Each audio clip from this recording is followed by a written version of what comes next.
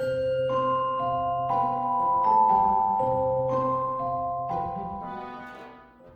everybody, welcome back to another one of our story times. This is where we look back at some of the history of parks and cons, places we've been, things we've done, and just share some kind of memorable stories, at least to us. This time we are talking about the Dick Van Dyke impromptu performance and autograph signing at the Hollywood Show. This was January 9th, 2016 at the LAX Westin. So the Hollywood Show, if you've never attended before, this is an old-time autograph show. There's very few exhibitors outside of that, a couple people selling posters and things like that. But for the most part, it's all about finding this older talent there. A lot of stars from 50s, 60s, 70s, 80s, 90s, and a little bit beyond that. But that's at least in the last few years kind of where it's at. And so the show itself does a really good job of having these themes where they'll have a bunch of Star Trek actors or Beverly Hills 90210 or whatever these different shows are, the Waltons, etc.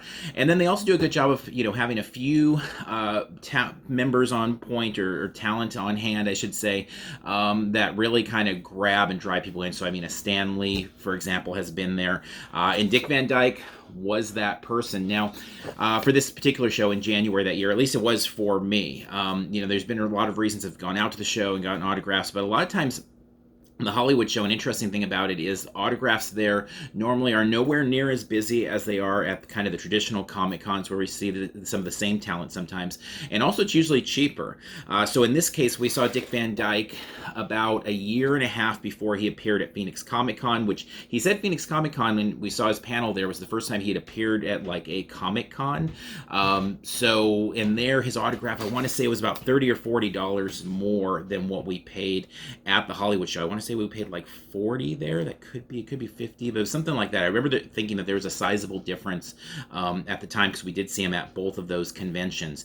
The other nice thing about the Hollywood Show, though, is usually the lines are just nowhere near as long. So, even Stan Lee, when he was like taking a place like Frankenstein and having lines wrapped around the building, when we'd see him at the Hollywood Show, he'd have a decent line, but it was something that you could, get through in like a half hour, 45 minutes, things like that, not multiple hours. And the same thing for Dick Van Dyke. When we saw him at the Phoenix Comic Con, and they've changed the name since to Phoenix Fan Fusion, but when we saw him there, the line was just nuts, and I was so glad we got him there.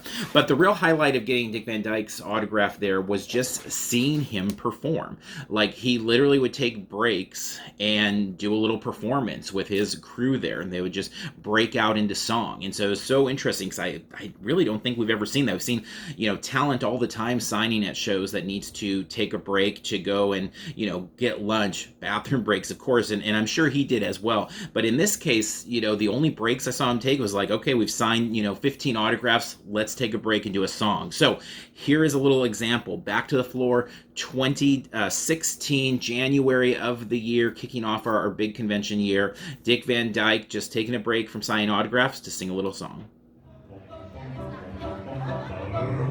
Because I was afraid to speak, for I was just a lad.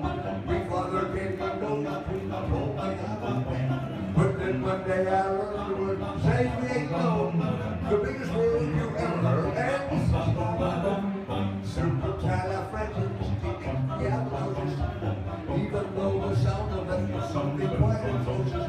If you say it loud enough, you always sound supercalifragilistic, and we have the notes.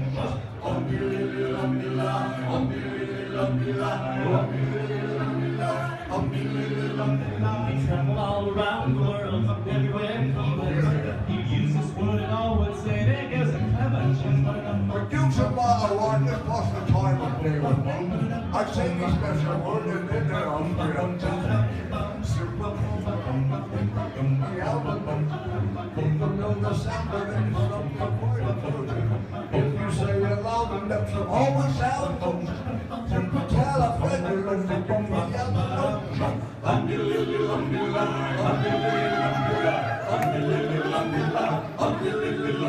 So if the cat has got your tongue, there's no need for despair. Just sum it up in this word and then you've got a lot to say. But better use it carefully, because it can change your life. One day I said it to a girl, and now my girl is my wife. And I let me think she is. Supercalifragilistic, supercalifragilistic, Supercalifragilisticexpialidocious.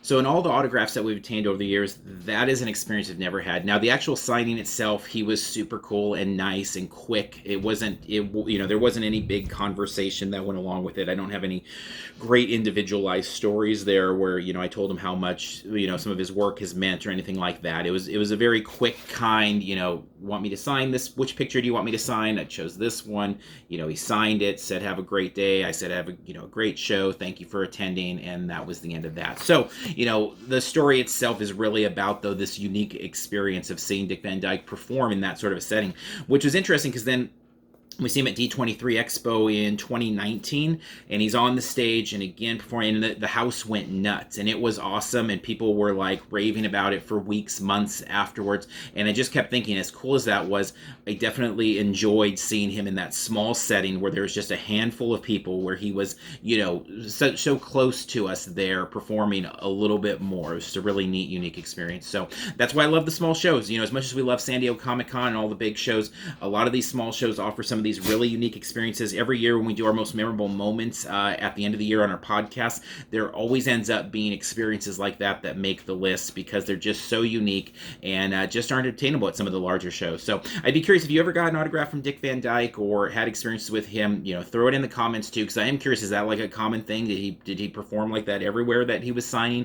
That was my only experience up close and personal with the man.